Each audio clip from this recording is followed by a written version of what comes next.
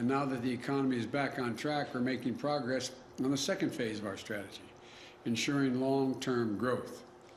That's what my Build Back Better agenda, including my Americans Family Plan and the bipartisan infrastructure agreement we reached last month, that's what they're all about, long-term. But to keep our country moving, we have to take another step as well.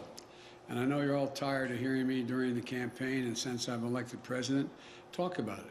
And that's bringing fair competition back to the economy.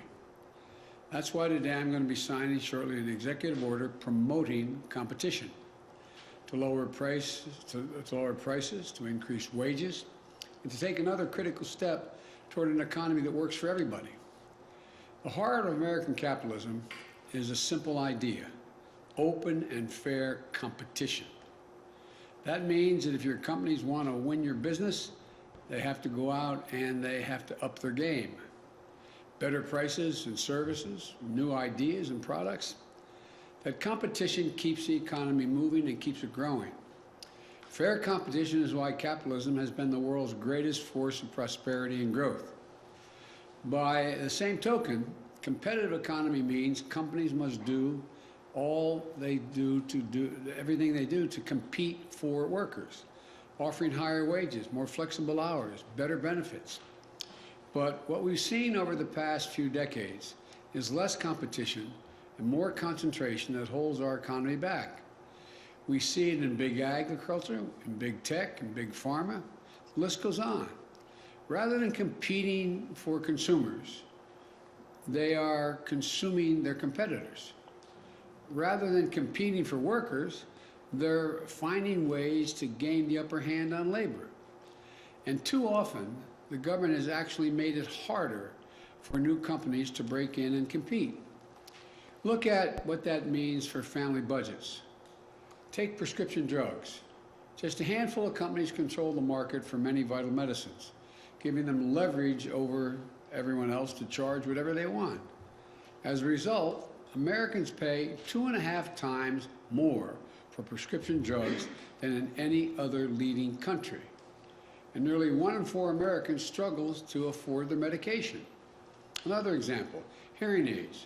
Right now, if you need a hearing aid, you can't just walk into a pharmacy and pick one up over the counter. You have to get it from a doctor or a specialist. Not only does that make getting hearing aids inconvenient, it makes them considerably more expensive. And it makes it harder for new companies to compete, innovate, and sell hearing aids at lower prices. As a result, a pair of hearing aids can cost thousands of dollars. That's a big reason why just 1 in 7 Americans with hearing loss actually use a hearing aid.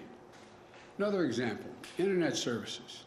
There are more than 65 million Americans live in a place with only one high-speed internet provider.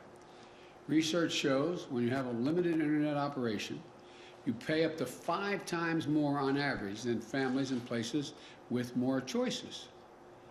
That's what a lack of competition does. It raises the prices you pay. It's not just consumers getting hurt.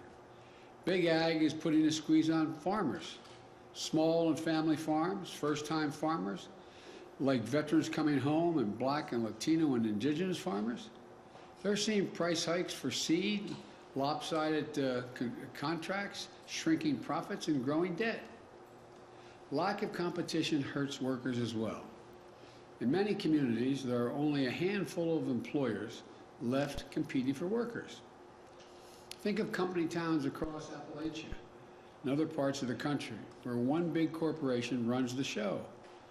When corporations have that kind of leverage over workers, it pushes down advertised wages by up to 17%. And as competition decreases, businesses don't feel the pressure to innovate or invest in their workforce. That hurts working families and hurts our economy.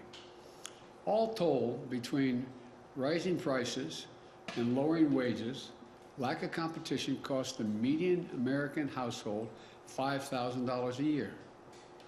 Well, look, I'm a proud capitalist. I spent most of my career representing the corporate state of Delaware. I know America can't succeed unless American business succeeds. But let me be very clear. Capitalism without competition isn't capitalism. It's exploitation.